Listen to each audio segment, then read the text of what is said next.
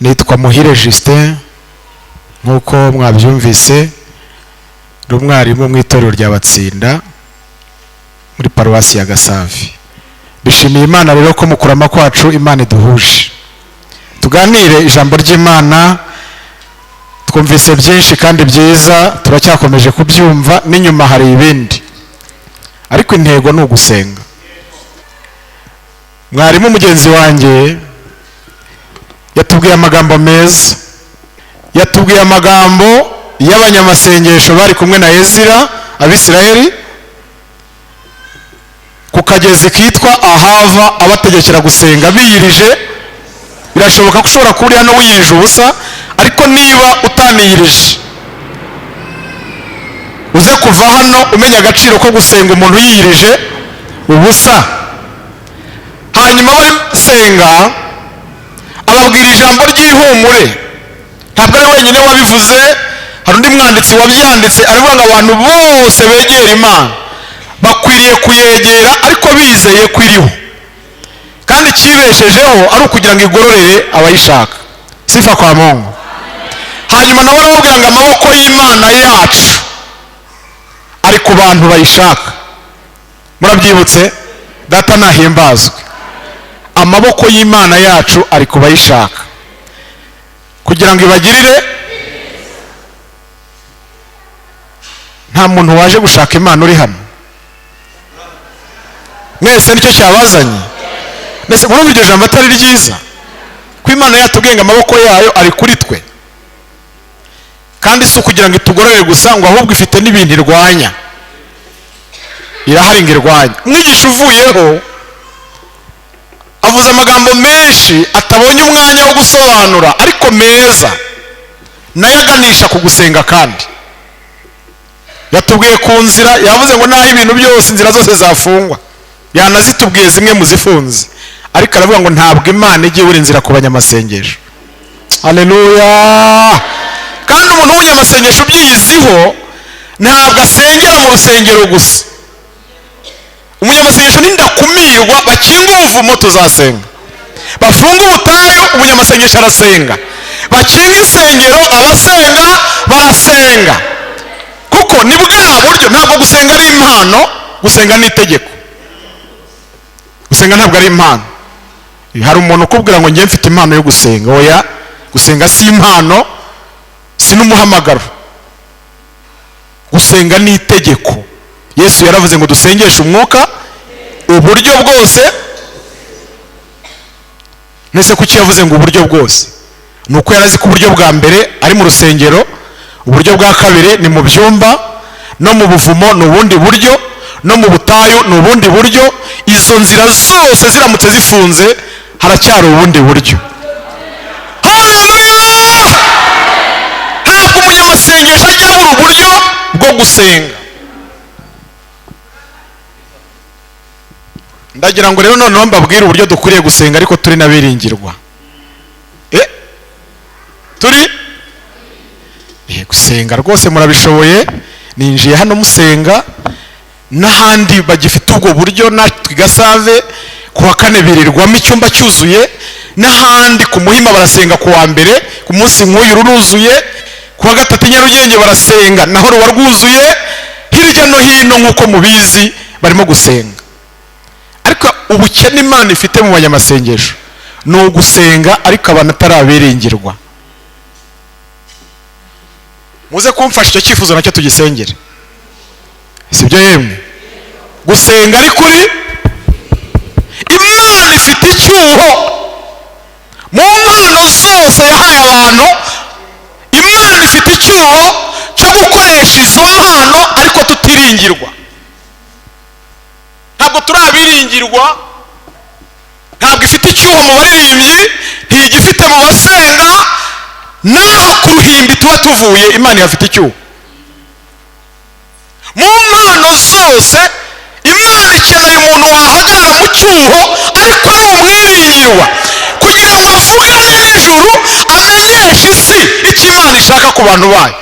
Zamura ikiganza turebe niba turi kumwe. Tuvuye mu kanya keza ko kwihana. Ibi ngibi ntabwo tubyihana, ahubwo turabisengera nk'icyifuzo. nshingiye ku rugendo mwakoze ni mu rukora ariko muri abiringirwa bataraba idini, kuko idini ntigira umwiringirwa. ntabwo iri dini tubamo rigira abantu biringirwa, ntabo, ahubwo muharanire kuba biringirwa n'ijuru, ku buryo Imana nishaka umuntu ituma itamubura kandi uhari. Umwaka mushya muhire. Ngize n'amahirwe uracyari mushya. Ubwo ari mushya rero Imana ikabiduhaye kuramamo muri uyu mwaka, ariko Imana dushoboze kuba abantu biringirwa n'ijuru. Jewe n'icyifuzo mfite, kuko hari igihe abantu bakwiringiramo nk'ubu nyine kugira ngo badutumire nuko bari batwiringiyemo kubwira abantu ubutumwa, ariko ushobora kuba warunze ejo hashize. Reka nitangeho urugero, ngewe ukaba unzi ejo hashize ku mbuga nkoranyambaga mubona ibyigisho by'abantu batandukanye babaye abasitari bazwi. Nigeze kwigana n'umuntu umuvugabutumwa arambwira ati niyo wankangura saa 8 z'ijoro ati nge ngira teme 300, ntabwo naburamo iyo nganiriza itorero. Ndasaba Imana ngo iturinde kwiyiringira ubwacu, ahubwo twiringirwe n'ijuru, kugira ngo ibyo abantu bagutegerejemo abe ari nabyo ijuru riguha. Sifa kwa Mungu. Doko umugambi w'ijuru kuri wowe uhuze n'Imana icyifuzo, uhuze n'Imana intego. Dusome ijambo ry'Imana. Igitabo cya kabiri cya Samweli, dusome igice cya 20. Igitabo cya kabiri cya Samweli ni ku rupapuro rwa 312 mu isezerano rishya. Igitabo cya kabiri cya Samweli, aho abenshi bajya bavuga ngo ni Samweli wa kabiri, ariko kandi ugasanga nta Samweli wa mbere nta n'uwa kabiri. Kandi ibyo bintu ugasanga ayo makosa menshi akorwa n'abanyamasengesho.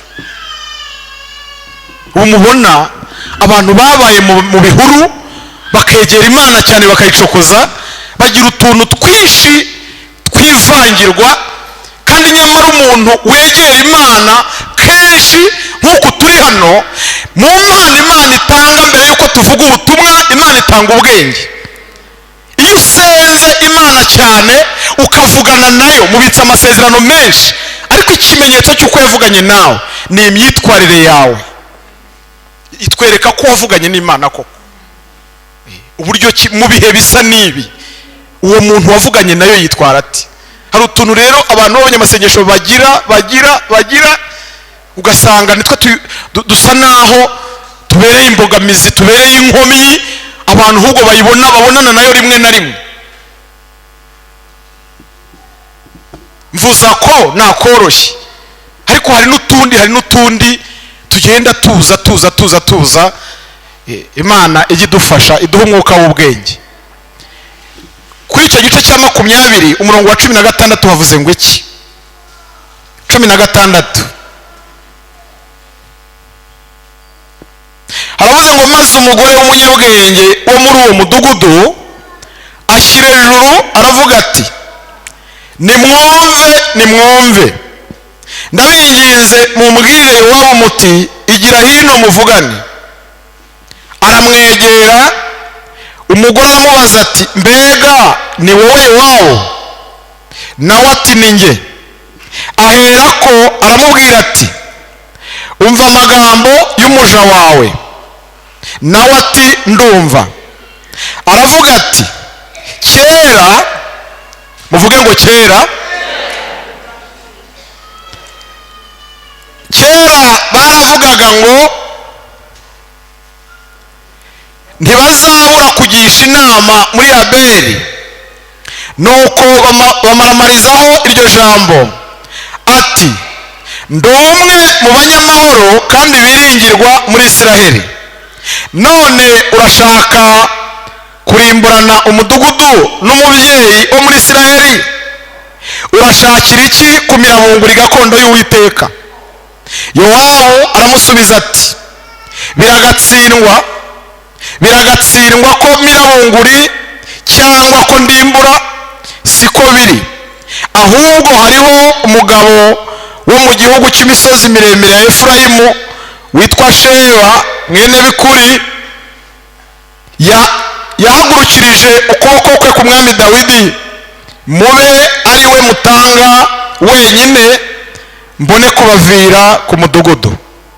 Uwo mugore abwira Yowabu ati, umva ye, igihanga cye turakikurengereza inkike. Nuko uwo mugore ajya mu bantu bose mu nama z'ubwenge bwe, maze Sheba mwene Bikuri bahera ko bamuca igihanga, bakijugunyira Yowabu. Yowabu avuza ikondera, abantu bose barasandara bava ku mudugudu, umuntu wese asubira mu ihema rye, atabarukira umwami i Yerusalemu. Amen. Reka dusoreje mu gitabo cy'ibyakozwe n'intumwa. Naho honyine dusoma igice cya 12, ahari inkuru abenshi muzi. Hanyuma duhere ku murongo wa 20 turangize na 24.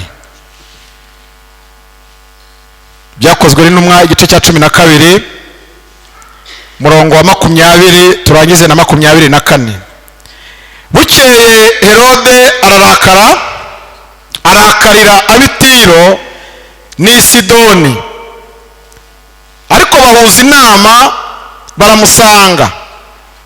Bahongerera Burasito umutware w'abashashi w'umwami, basaba amahoro kuko igihugu cyabo cyahahaga mu cy'umwami Herode.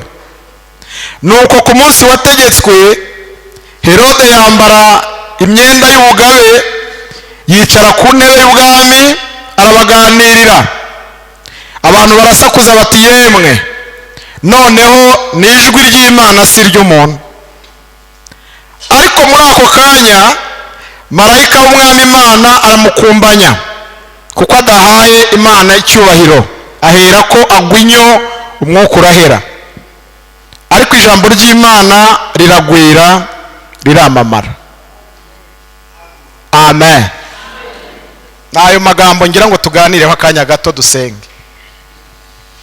Icyifuzo ni ukuba umwiringirwa n'ijuru.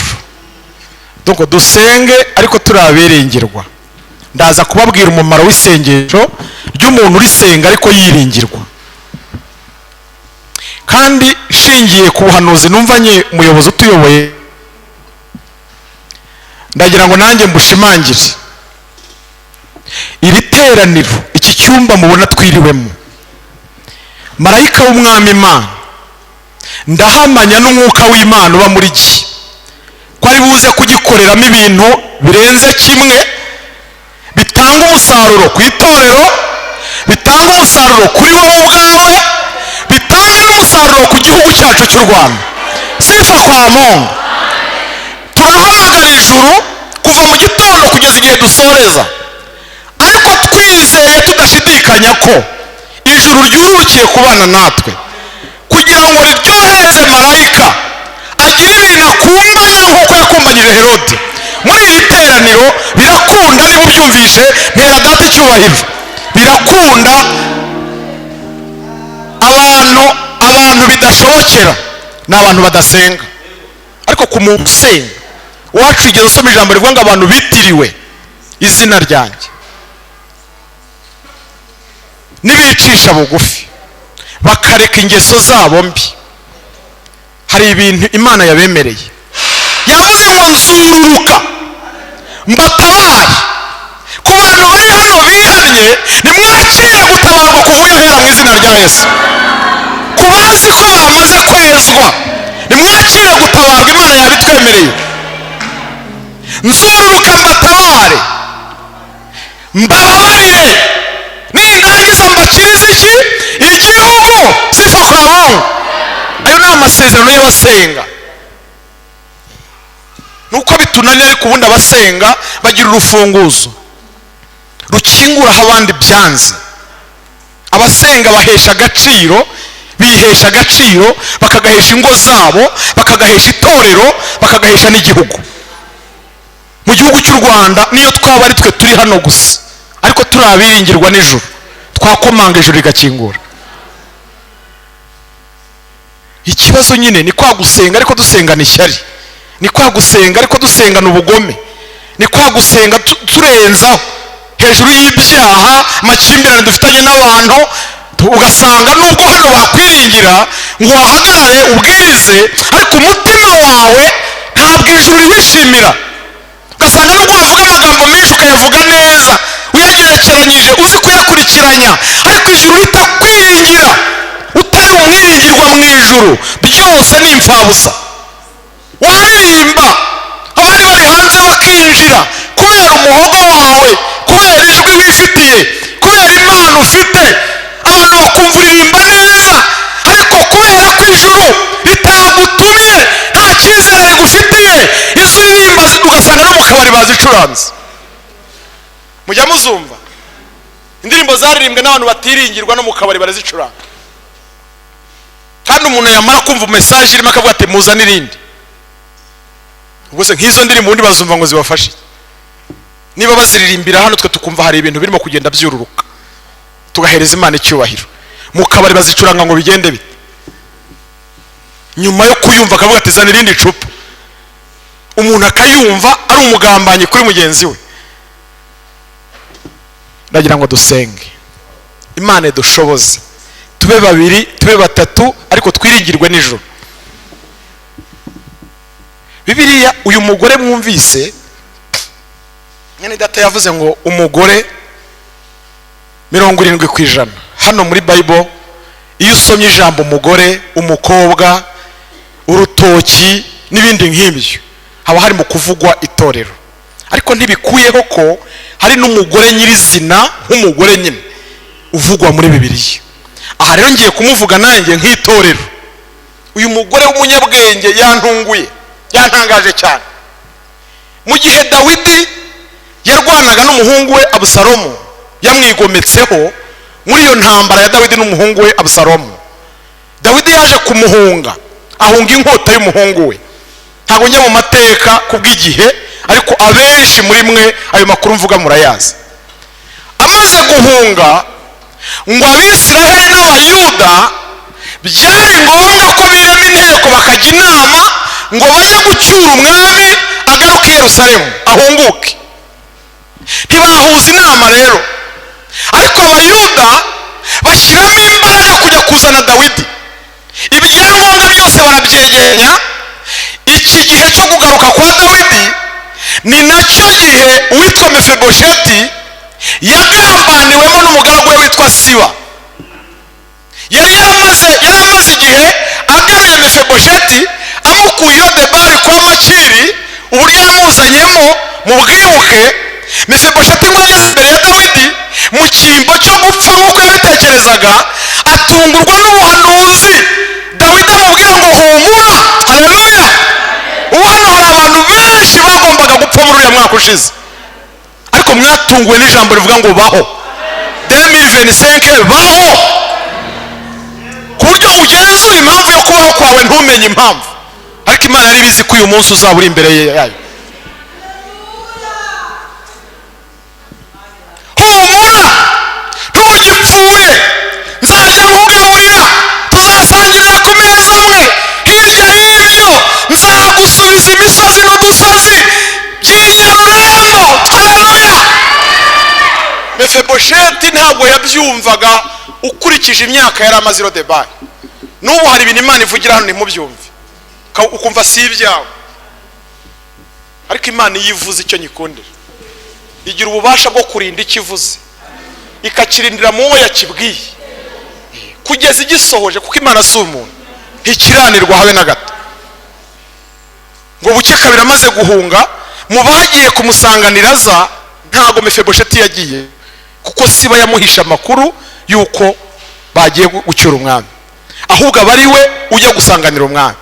Mefibosheti araho ntazi ibyabaye, kandi uwameze nk'aho murokore wahawe amasezerano akaba yicaye mu rugo ngo bizasohora, byanze bikunze ntago bibaho. Amasezerano arabagarirwa, urugendo mwakoze muturuka imusave, urwo mwakoze muturuka Indera, urwo mwakoze muturuka i Gasogi, nta kindi kibagenza ni ukugira ngo ijuru ryibuke ko mwavuganye naryo ryongere bavugeho.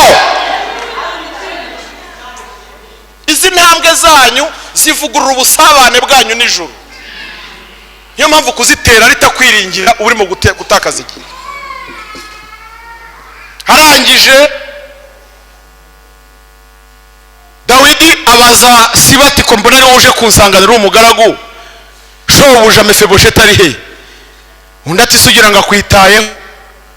Yageretse akaguru ku kandi arimo aravuga ngo ahubwo urimo gutinda kumusubiza imisozi n'udusozi by'inyarurembo. Aramubeshyera sha, aramubeshyera. Kera mukijya mu butayu mwajyaga araho mwageraga mugasanga hari ibintu bapfunditse, amapfundo y'ishinge mu ishyamba, amapfundo y'ibitambaro mu buvumo, ukibaza iyo fenomene yakorewe aho hantu yari, ukagira ngo ni ibiki yazirikaga, ko hari n'igihe yazirikaga amasezerano y'iby'Imana yavuze mwicaranye. Nese ukagira ngo ukurwanya arukurwanya atakuzi, mubiziranyeho. Aramubwira ati Mefibosheti ntakwitayeho, aramubwira ati umwami nashaka gweyo. Dawidi asibiranwa n'uburakari kuko nawe ni umuntu. Aravuga ati neza yose namugiriye ni uko nguko arimo kuvuga mu mutima. Aravuga ati ibyo nari namuhaye ndabinyaze, byijyanire Siba we nawe mu rugo rwawe. Ubwo baragabanye kandi agabana ibya Mefibosheti adahari, ngo ahita aca bugufi aravuga ngo mwami nyagasani ngukuriye. Ngo yigira imbere gato Mefibosheti arabimenya ko umwami ari mu rugendo rwo kugaruka i Yerusalemu. Ngo ashyira amatariko ku ndogobe, yari ikimuga, ajya gusanganira Dawidi. Ngo ifarashi aho zacakiraniye Mefibosheti ayivaho yikubita hasi yubaraye. Dawidi aramubaza ati niko sha, ni iki cyatumye sho umugaragu wawe ari buze kunsanganira, wowe wari uri he? Mefibosheti aravuga ati mwami nyagasani urabizi ko umugaragu wawe ndi ikimuga. Iri jambo rivuga ngo ndi ikimuga, njya mbwira abasenga ngo mujye bwibwira Imana neza, mujye muyibutsa abo muri bo. Ndi ikimuga biravuze ngo niyo mpagurukira rimwe n'abandi ntabwo twari bukugereyeho rimwe, kuko njye ndi ikimuga, mugaya amaguru. Aravuga turetse n'ibyo kandi umugaragu wawe sinigeze amenya ko umwami yahunze. Aya makuru nawe yahishwe, kandi uwayamishe n'uyu wakagombye kuyambwira niwe unsabya. Ariko aho mbimenyeye narinje mwami nyagasani. Dawidi aravuga ati ntacyo, ibyawe byose nari nabinyaze, ariko none ndavuze ngo nimugabane, agira ibyo atwara nawe ugire ibyo usigarana. Ndagira ngo mbabwire ngo izi ntambwe mwateye hari ibyo zagaruza. Aramubwira ngo ni iki gitumye wongera kunyibutsa iby'umubabaro wawe? Kumva uko Mefibosheti yavugaga ati mwami nyagasani ndi ikimuga, niko Dawidi yibuka ineza Yonatani yamugiriye. Biragaruka kugira ngo Mefibosheti yereke Dawidi ko badapfana ibintu. Aramubwira ngo nashaka bijyane byose. Imana ishimwe ko umukozi wayo agarutse mu murwa amahoro. Mbabwire ko Imana ntabwo dupfana ibintu, twe n'Imana ntabwo dupfana ibyiduha, dupfana ubugingo buhoraho. Yamenye amaraso birahagije.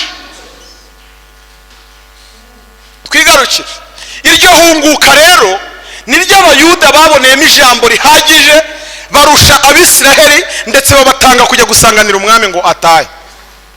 Umwami asohoye mu murwa rero, Abisiraheli bakimubona baramwara, kuko umwami aje nta ruhare babigizemo. Kandi Abisiraheli ni imiryango 10, Abayuda ni imiryango 2.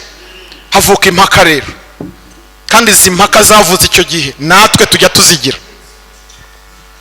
Kubera iki? Ngo Abisiraheli basanga Abayuda, kubera iki mwebwe mwagiye gusanganira umwami kandi atari umwami wanyu, ari umwami wacu? Abayuda bati nubwo ari umwami w'Abisiraheli, ariko natwe tugirana isano na mwene Yesayi, avuka iwacu. Haleluya! Umwanditsi umwe aravuga nubwo Aburahamu atatuzi, Isiraheli ntatwemere, ariko Imana ni data watweretse. Mukore mu kiganiro ngo dufitanye isano na mwene Mariya. Imiryango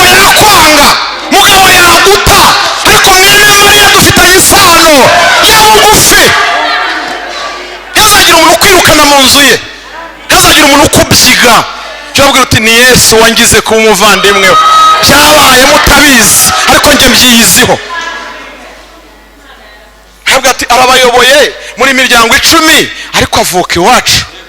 Ako kantu rero ko kubavuka iwacu niryo shyaka twagize, ngo havamo ikigabo cyitwa Sheba. Cyabwa ati ntimubyiyumviye ko mwene Yesayi nta sano tugirana. Ahita agumura iteraniro aravuga ngo uhereye aka kanya ndategetse ngo buri muntu wese yigire mu ihema rye, buri Mwisiraheli agende. Mwabyumvise ko mwene Yesayi ntacyo dupfana, nta n'umugabane dufite. Ahita agumura abantu. Ariko haravuga ati biriya bintu ni ibya bene byo. Sogokuru ko yasenze bamuhembye iki? Data wacu ko yari umushumba ahembwa iki? Mu birekerezo mburamukoro.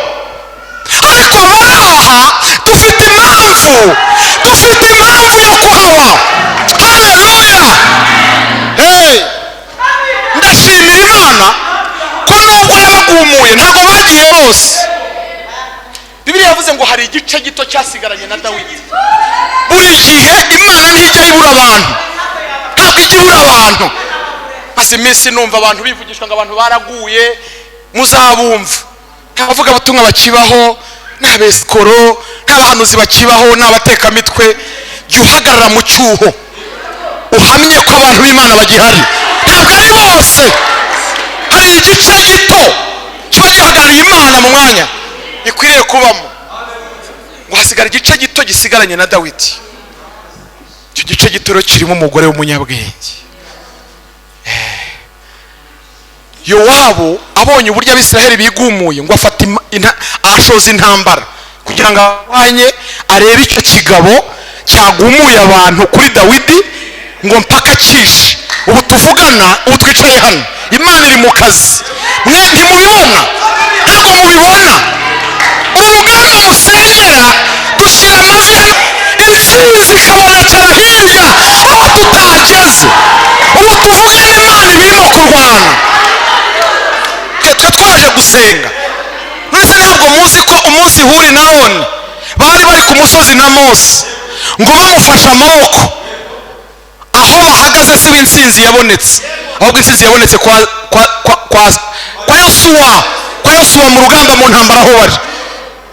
Kandi imbaraga zirimo kuva mu maboko y'abari ku musozi. Turi aha ngaha, Imana igira ibintu inesha mu izina rya Yesu. Tukiri hano, Imana igira ibintu inesha. Barangije Yowabu ararwana, yari umurwanyi. Ararwana agera mu mudugudu indani, ngo bagiye kuwinjiramo imbere bahiga kino kigabo, ngo basanga wubatswe n'inkike ndende, babura ukuntu bazigeramo. Abwira abasirikare ati nimurundi ibirundo by'amabuye inyuma y'inkike, muharundi ibirundo tuze kuririraho kugira ngo tugere imbere mu mudugudu. Kumbe imbere mu mudugudu harimo umugore w'umwiringirwa. Bibiliya yavuze, arabimenya ko inyuma y'inkike hari ibintu, hari intambara ibototera kandi ishobora kuzagendamo abazima, hashobora kuzagwiramo n'abari bagikizwa. Arabimenya ko intambara ihari ya Yowabu, ariko intambara ntirobanura, isasu ntabwo rirobanura. Aravuga ati habayigwamo, reka mpagararire itorero. Haleluya. Nubwo abagabo bagize ubwoba, ariko uyu mugore ngo arapfukama arasenga. Arimo asenga rero arimuka, ava mu mubiri ajya mu mwuka. Mwe mubiririmba mu ikorasi gusa, ngo ava mu mubiri ujya mu mwuka, mu mubiri. Hano ugasanga tuyiririmbye iminota 30 kiri mu mubiri. We arimuka ava. Imana ijya yimura abasenga. Uziko Imana ijya yimura abantu basenga. Hari ibintu mumaze gufata nka formality, hari ibintu mumaze gufata nk'imihango. Muziki abantu bose bafashijwe ngo bahaguruka bagatera haleluya bakabyina. No, hari umuntu wumana n'intebe akarira mu ntebe hapfukamye. Hari umuntu usura amateka acecetse akavuga ati Imana ndagushimiye. Umuntu wese agira ukuntu abyumva. Uyu mugore asenga, Imana iramwimura. amaze kumwimura avuga mu rurimi bose bumva, aravuga ati nimwumve nimwumve mumbwire Yowabu. Yowabu buretse gatoya, Yowabu arimo gutumaho ni umugaba mukuru w'ingabo ufite ibirokoroko, afite amaesikoti, si uwo ari we wese ubonana na Yowabu, ariko umugore w'umunyabwenge. Ibi bivuze iki? Urinda kumirwa, isengesho ryawe risenya ibihome, ntawe umuntu uritangira. Umunyamasengesho arakomanga ku gihugu, umubona dusenga bikanga, aho bipfira nahababwiye, dusenga tutarabiringirwa. Iyo abatwari turahatungana gutya, ariko ijuru ritwiringira ngo urebe ibintu dukora. Arangije Yowabu ati hari umugore ugushaka imbere mu murwa. Umugore? Ndati umugore. Mwibuke ko umugore nababwiye ko ari iki? Yowabu aramwitaba, aramubwira ati ngo ntumyeho. Aramubwira ati tega amatwi, nta byinshi mfite kuvugana, tega amatwi. Yaramubwira ngo ni wowe Yowabu? Undi ati ni jyewe. Aramubwira ngo tega amatwi wumva amagambo y'umuja wawe. Nta negosiyasiyo yindi ihari, nayarayemo n'ejo nayiriwemo. Hari ibintu abantu bamenyera bidakwiye kumenyerwa. Yaramubwiye ngo tega amatwi wumva amagambo y'umuja. Aramubwira ngo ubundi hano turi, muvuge ngo hano. Haleluya! Ntabwo ari indiri y'abasambanyi, si indiri y'abajura. Abarozi baje vuba, ariko ubundi basiza kino kibanza hari ahantu herejwe kugira ngo Imana ijye ihavuganira n'abantu. Kera impamvu harimo kera ni uko binyuranye n'iby'ubu. Kera nta munyamoko wirirwaga ngo yongere yatahane. Kera nta muntu ugira urwangano mu mutima warwirirwaga mu cyumba cy'amasengesho ngo tuyasoza gifite uwo yanga. Bije ubu hano ngo impamvu nkubwira ibyo, njye ndi mu barokotse amakimbirane yabayeho, ndi mu barokotse inzangano zamaze abantu, ndi umwe mu bagore b'abanyamahoro kandi babiringirwa muri Israheli. Ni ubuhamya yitangira, ntabwo butangirwa n'abandi bantu. Njye ndi umwiringirwa, ndabizi, ndi n'umunyamahoro, mfite amakuru ya kera. Rero hano hantu Yowabu ati mbwira ndumva. Aramubwira ngo uramutse urimbuye umudugudu urawurimbura ndimo, cyangwa ufite ahandi ubanza kunshyira. Ariko mwumva ukuntu abantu bigirira icyizere. Ibi bikwiriye kuba nanjye mpari. None wowe bibuhari, abantu batukira Imana muri bisi uhicaye ugataha, nta kintu uvuze. Abantu baradusebya hirya no hino mu masoko mucecetse. Nibazifunge ibintu umushumba wacu yigize, ibintu mwarimu wacu yigize, nibazifunge. Nta n'isoni, ugatinyuka bikavugwa wumva ugaceceka. Imana ikennye abantu babiringirwa, ntabwo yigeze ibura abasakuza. Urusaku dusakuriza ntiyigeze ibura abarusakuza, ahubwo yabuze abantu bavuga n'imitima yabo yuzuye kwera ngo murebe ibintu Imana yakora. Ati ndibwira ko uramutse unaharimbuye ntabwo wawurimbura njyewe nkihari, hari aho mubanza kunshyira mukajya mwarimbura umudugudu. Yowabu ahita apfukama imbere y'umugore, aravuga ati ntabwo ariko biri, ntibikabe ko mirabungura gakondo y'Uwiteka, ntibikabe ko ndimbura, ntabwo aricyo kingenza. Hano ngo ahubwo muri mwe, uvuye ngo muri twe, muri mwe harimo ikigabo cyarambuye ukuboko kurwanya Dawidi cyitwa Sheba. Icyo nicyo kitubaraje amajoro, icyo nicyo cyaduteje abantu, icyo nicyo cyashyize itorero ku karubanda, icyo nicyo cyatwambitse ubusa, icyo nicyo kimena amabanga y'abizera. Icyo muba icyo mutanga, ubundi mbone kubavira ku mudugudu. Ubu kandi muri iri jambo twizeye twanataha.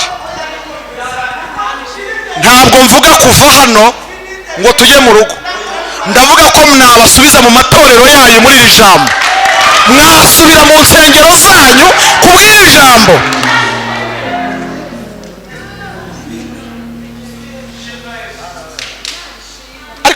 byaranze, banyamasenge byaranze, tumanike amaboko byaranze, cyangwa dusenge biremera.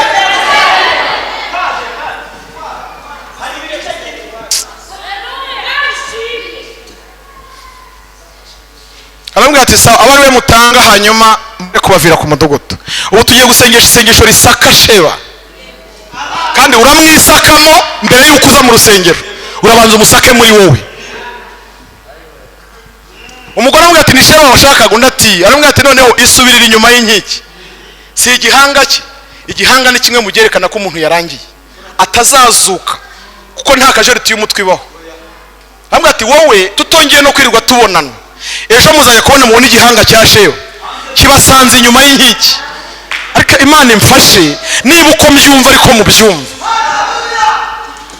Yowabu arigendera, ashyira intwaro hasi, abwira abasirikare ati nimwiturize, mvuye mu mishyikirano n'umugore w'umunyabwenge. Umugore w'umunyabwenge nawe araza, atuma haba Imusavi, atuma haba Indera, atumaho Gasogi, abwira abanyamurindi ijambo ryavuze ngo abajyamo mu bantu bose arabegeranya. Iki ijambo ryise ngo ni inama z'ubwenge. Inama z'ubwenge. Hagati ntasi dusuzugurwe kugeza ubwo ingabo zigota umudugudu umwicaye hejuru y'umuntu umwe, ngo bahita ngo reka tumuce igihanga, ngo bace igihanga cya Sheba, bakirenza inkiki, gisanga Yowabu inyuma, ahita afata ingabo barataha. Ubwo nta gisubizo mwumvamo? Muze kumfasha dusake iki kigabo, tugisake iki kigabo. Reka nsoze. Hirya gato mwumvise amakuru y'umugabo witwa Petero. Petero ni umwe mu bagabo bagiriwe icyizere na Kristo. Turi ku ijambo rivuga ngo Imana idushoboze kuba biringirwa. Petero yabaye mu bantu bose Yesu yahamagaye, kandi amwiringira ari n'umunyantege nke. Ntugire ngo arebe igihagararo, ntugire ngo arebe umuntu uzi kuvuga ureroka, ntugire ngo arebe umutima gusa. Uzajya wimenyaho icyaha ugahindishwa umushyitsi nacyo ugaca bugufi. Benshi muzi Dawidi nk'umuntu ngo wagiraga umutima Imana yishimira. Hari aho mumubona muri kote y'intege nke, nabwo akaduhagararira mu ntege nke, nabwo araduhagarariye. Ariko no mu kwezwa no mu kwihana nabwo akatubera icyitegererezo, no mu kugira ishyaka ry'Imana. Yigeze guhagarara mu cyuho, Isiraheli yose yabuze umugabo umeze nkawe. Goliyati yavamo akajya munsi y'imyobo, agahungu kaza kugemura, rero kagemuriye bakuru wabo. Kahageze kakaba gafitanye amateka na nyiribihe atanditse. Amateka ya Dawidi ntaho yari yanditse, bakwandikaho intama za se n'ibintu yiberamo hariya hirya, ariko amateka ye na nyiribihe niwe wenyine. Ntawe yari afite yiratira ngo njye nishidubu imwe mwirwa muvuga ngo ninjya musengeye ngo indimi igize amezi 18 ngo yarabyaye, ngo ninjya murambuye ikiganza ngo nirukana abadayimoni. Ibyo mwirirwa mwirata, Dawidi ntawe yari afite abwira ko yishidubu. Higeze aho n'uwo yiratira ko yishe intare, yabikoranaga ishyaka ry'umutima kugira ngo intama imwe itaribwa n'inyamaswa.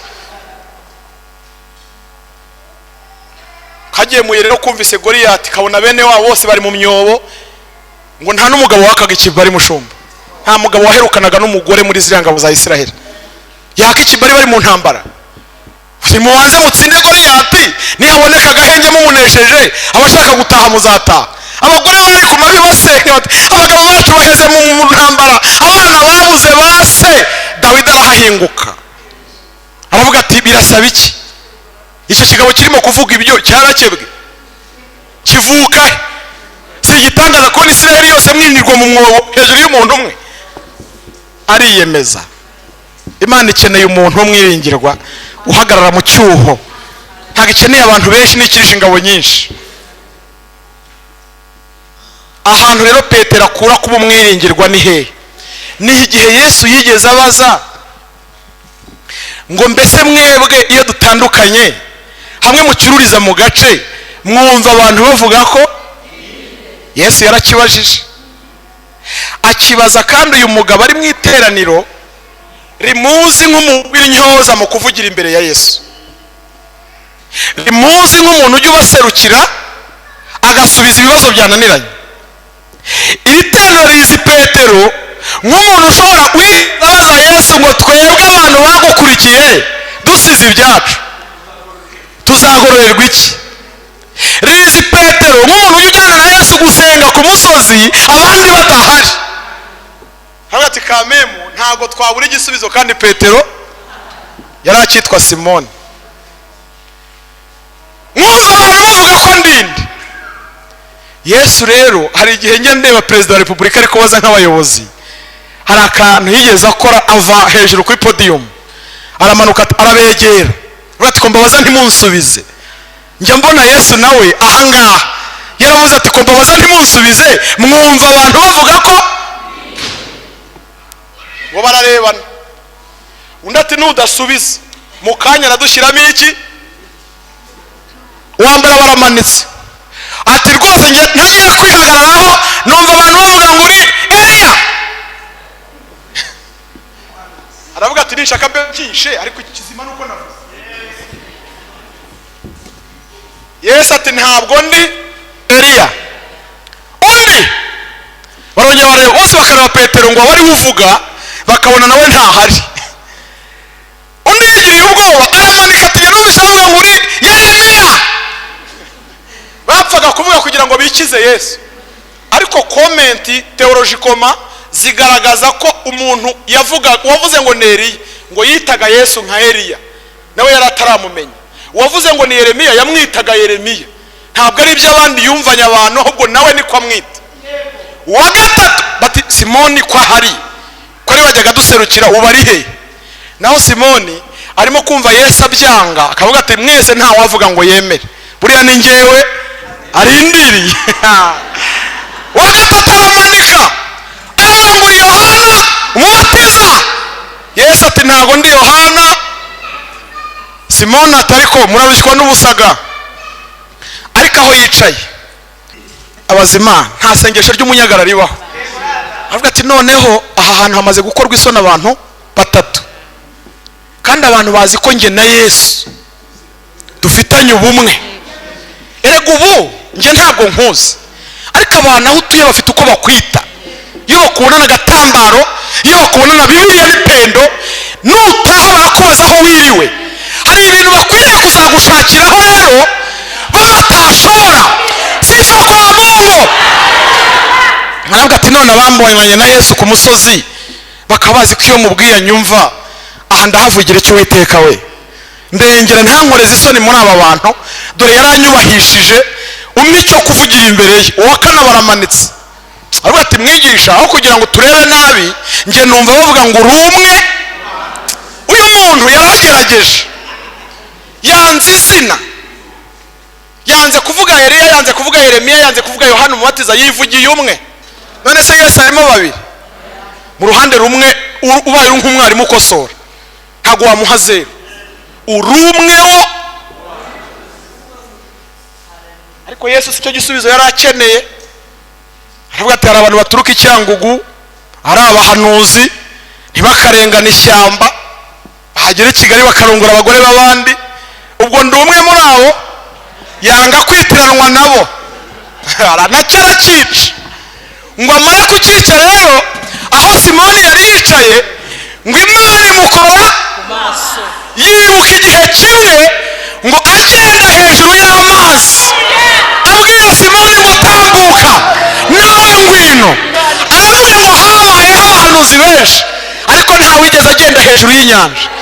aramuhishurirwa, aravuga ngo uri Kristo umwana w'intama w'Imana. uri Kristo umwana w'intama w'Imana.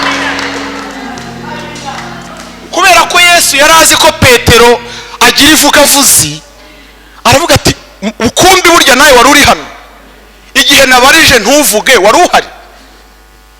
Yesu ngo ahita amenya ko Petero atavuze ibyo asanganywe, ari ibintu ahishuriwe.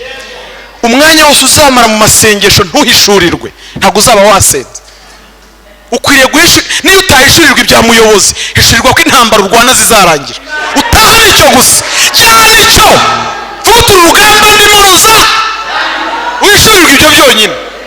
aramubwira ngo Simoni mwene Yona, si inyama n'amaraso, si iki si inyama n'amaraso bikumpishuriye, ahubwo wasenze.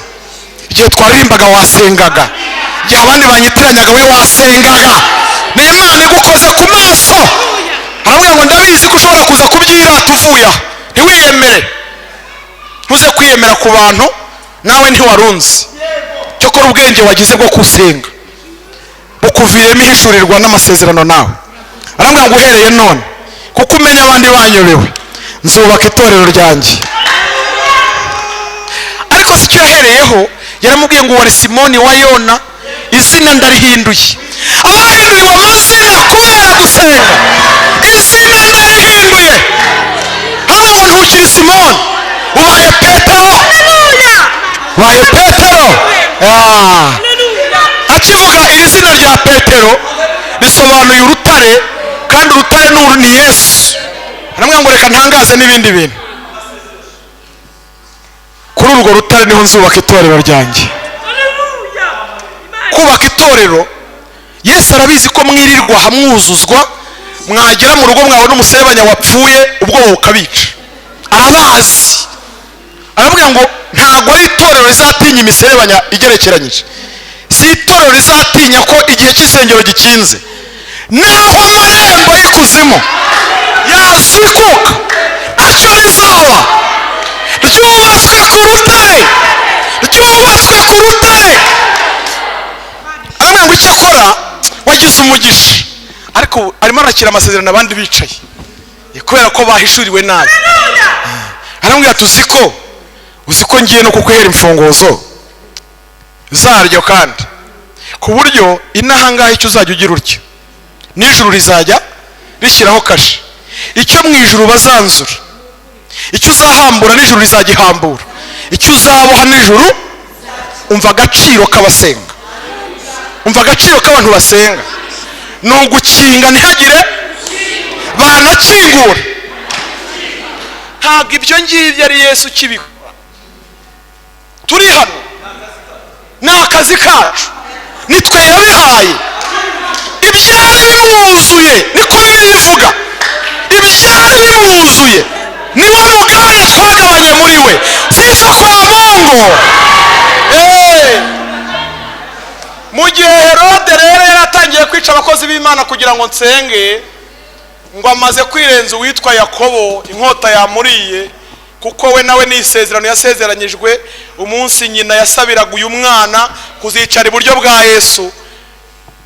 Yesu yaramubwiye ngo basabe ikintu gikomeye, bambarize niba bazanywera ku gikombe nzanyweraho, cyangwa niba bazabatizwa umubatizo nzabatizwa. Mu mubatizo niho hari iyo nkota yari Yakobo. Rero nawe ryari isezerano. Ngo agiye kwica Petero ngo amwiyongeze, asanga ni wa mugabo ufite imfunguzo ntakorwaho. Haleluya. Asanga mu bapfa ntarimo. Ngo arebye ku isaha asanga isabato yatangiye. Aravuga ati tubanze tujye mu minsi mikuru turaza kumwica nejo. Ariko imva ye nako igereza afungiyemo ngo ayirindisha 16, bane kuri buri muryango. Aravuga ati ejo nzakwereka sha. Petero nawe wavuzweho nayo ufite urufunguzo yihina mu buroko ahita aryama. Ariko ibitotsi wabibona. Uyu muhungu yasinziriye abikuye. Ubu akubwira ngo ejo bazakwica ugasinzira. Ariko we kubera ko yavuzweho akaba afite imfunguzo zaryo, arikanga iki ahita yisinzira aragona. Akigona abitorero, mwibuke wa mugore w'umunyabwenge, bihina ahantu k'amashashi batangira kubohoza Petero. Kuki basengeye Petero batasengeye Yakobo? Nuko imfunguzo ngo bakora ibitangaza. Nta murwayi wakira Petero ari mu buroko, nta mukene wabona ibyarya Petero ari mu buroko, kuko ni umuntu wo kwiringirwa, yahawe ibyo abandi badafite. Ngo bajya gusenga, turabohoza Petero, turabohoza Petero, turabohoza Petero. Ibuka ko wamuvuzeho aho Yesu yibereye, aravuga ati wa mugabo bamushyize mu buroko kandi arasinziriye n'imfunguzo. Itorero ribayeho riti ngo yohereza marayika. Ariko amfashe n'uyu munsi yohereze marayika. Umwe ati genda ihuti. Marayika ati ko mbona iriya gereza irinzwe na 16 ndanyura hati wowe ujye werekezaho ikiganza gusa, ibindi ndabyikorera. Marayika araza, Petero arasinziriye. Ngo agera ku irembo rya mbere abona ingabo zasharije, agira atya, vuga ngo birasinzira. Ku irembo rya kabiri agira atya. Turi mu kwa kabiri harya. Uriya mwaka wose washize turangije kubera ko hari ibyo yasinzirije. N'aka gasura dufite, n'ako gasura ugendana, nuko hari ibyo marayika asinziriza. Ntabwo yakabaye ari wowe. Waragenda ageraho Petero ari, asanga arimo aragona. Kanguka we, kanguka ariko. Petero ngo arakanguka arinanura. Ngo akibona marayika iminyururu iva ku maboko ibiratakaye. Itakaye yatangira kwinanura nk'umuntu umaze akanya mu nzozi bimeze bite. Ariko arabwira ati reka ntabwo ntinda hano. Kweta inkweto. Inkweto zisobanuye iki? Ubutumwa bwiza. Nta muntu no muri gereza z'u Rwanda ntayo bafunga yambaye inkweto. Ntabwo mwafunzwe. Ntimujya munabasura se? Ntawe bafunga n'iki? Baba kwambura ijambo ukiri ku muryango ugategereza inkiko. Na Petero bari bararimwambuye, ariko ku Mana ari gihari. N'undi hano hari ibintu mubona mwamaze gushyiraho akadomo, njya nganira nabo ngo byararangiye. Oya, ku Mana hariho akitso, ibintu biracyakomeje. Nishyiraho akadomo rero. Arangije aravuga ati kweta inkweto, shyiramo umukandara, nkurikira. Petero ngo aramukurikira, ageze imbere marayika aravuga ati subirayo uzane umwitero. Ibi bikubayeho bizandikwa, bisigara bifasha abantu bakamashaje, bizafasha abantu bo ku murindi utakiriho. Icyo yaragiye kuzana cy'umwitero n'ubuhamya. Ngo aragenda yishyiramo umwitero, barasohoka ku marembo ya mbere, birasinziriye. Ku ya kabiri birasinziriye, ku ya gatatu ngo amugejeje hanze aravuga ati hari ikibazo gifite. Undi ati ntacyo. Ati ngenda agiye rero, misiyo yarinzanye yari yo gukingura inzu y'imbohe. Wajya iwawe mu rugo waboneza mu rusengero ntibindeyo. Petero nawe aravuga ati ibintu Imana inkoreye ntabwo najya kuryama iruhande rw'umugore nganya abera aho bari. Ahita aboneza mu masengesho. Bivuze iki ntararenga? Biravuze ngo icyo turimo gusengera tugishyizeho umutima cyadutungura tukiri hano. Haleluya! Cyadutungura tutarava aha. Reka dusenge. Inyuma gato Herode akimara kumenya aya makuru y'ukuntu Petero yavuyemo, ngo yahise avuga baba tipe yari yabarindishije, yaravuze ati babice, ariko niba nabica nanjye ntago ndiho. Aravuga ati uyu mugabo wagiye tukaba tutazi n'inzira yanyuzemo, abasirikare 13 baraha, nta kabuza nanjye aranyica. Ngo ahita aboneza y'ubuhungiro, ndavuga Herode, ahunge cyangwa agume hano. Ahunge cyangwa agume hano. Aboneza y'ubuhungiro. Ngo aragenda i Kayisariya ya Filipo ku mazi. Aragenda bamubonye barikanga, bati umwami aradusuye. Bamushakira intebe y'ubugabe, ariko nubwo bamucumbikiye bafite ubwoba. Kavuga ati niki cyateye umwami kuzino? Ese nta mahoro? Abaturage bose bava mu rugo baza gukoma amashyi bati umwami agira amahoro, kugira ngo bareko bacuruza uburakara afite, bamenye impamvu yamuzanye. Ko ngo igihugu cyabo cyahahiraga mu cyo kwa Herode.